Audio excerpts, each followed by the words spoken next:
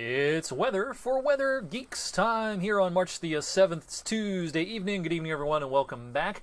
Well, it's another one of those evenings where the weather is pretty active across the region, and spring is winning the battle for now. But winter is going to win in the longer range as we go towards the end of the week, the weekend, and even into early next week. So we'll talk about all that stuff in detail. Here's some 24-hour rainfall totals, 3/4 of an inch or so in the last 24 hours. Now, this, of course, does not count what happened before the 7 o'clock hour yesterday. But look at Canton, close to 1 inch worth of rain just in the last 24 hours. I think overall totals, when you count what happened in the last 24 hours plus what happened before that period, an inch will be a pretty good average across the region. Now, when I recorded this, here's our gusty line of showers, some downpours. I came back from my dinner break to a downpour in downtown Youngstown, and we've got some hefty amounts of rain down towards Hanoverton right now, with rainfall rates of up to an inch per hour. That's pretty impressive.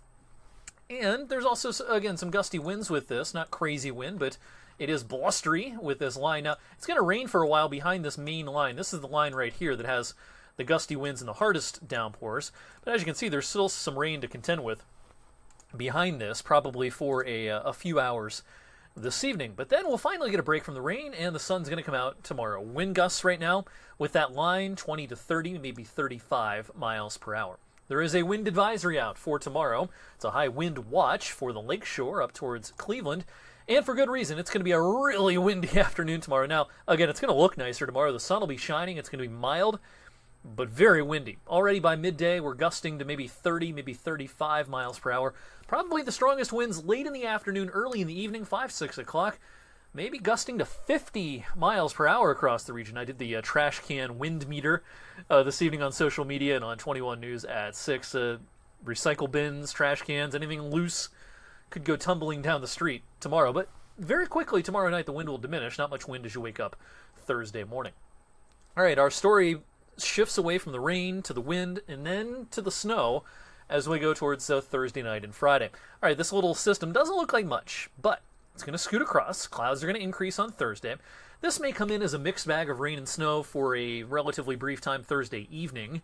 I don't think impactful snow is likely to occur for a while because temperatures will still be kind of warm. The ground will be fairly warm as well. But as we go into the night, yeah, it's going to snow, it looks like. Mostly light, but this could make for some slippery travel, certainly by Friday morning. And by Friday afternoon, we're back to just flurries, but it's going to be a blustery cold. Early February, like Friday, coming up. RPM model here showing the bullseye of snow occurring in west central PA, east of Pittsburgh, over towards DuBois and Clearfield. But the RPM is trying to advertise a couple of inches as a possibility around here. Here's a look at all of our models, or at least the main ones. The RPM model drops off. It only goes out through Thursday night. That's why the green line dips off like that. But it is showing about 2 inches. The NAM is somewhat similar. The European model shows about an inch or so, and the GFS all along has been showing the most snow.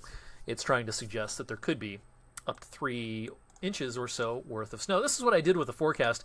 Because there is still some uncertainty with our modeling here, I did something a little different this evening and broke this down by the percent chance of each accumulation range.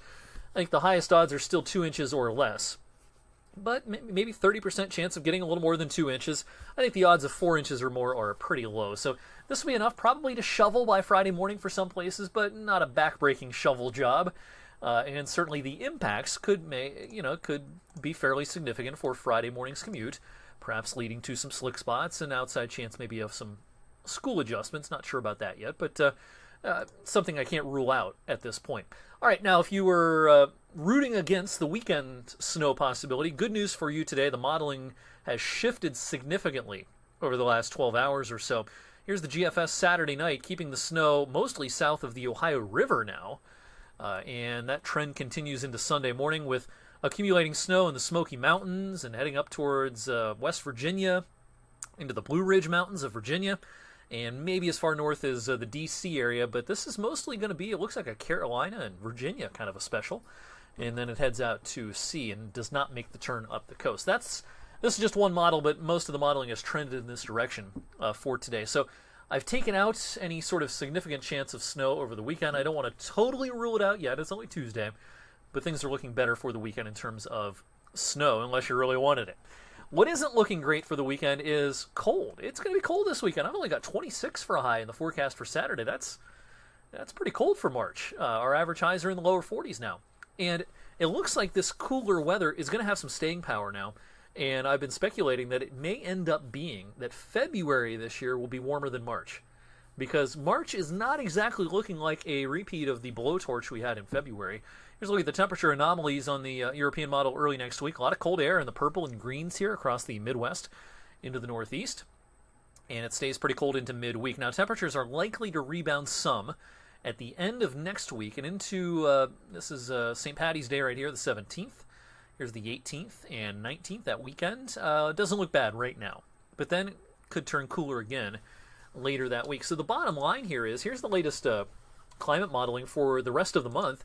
It's actually trying to paint a cooler than average picture for us through the rest of March. Now, of course, you may remember we've only had 2 cooler than average months since the beginning of last year, April and then December.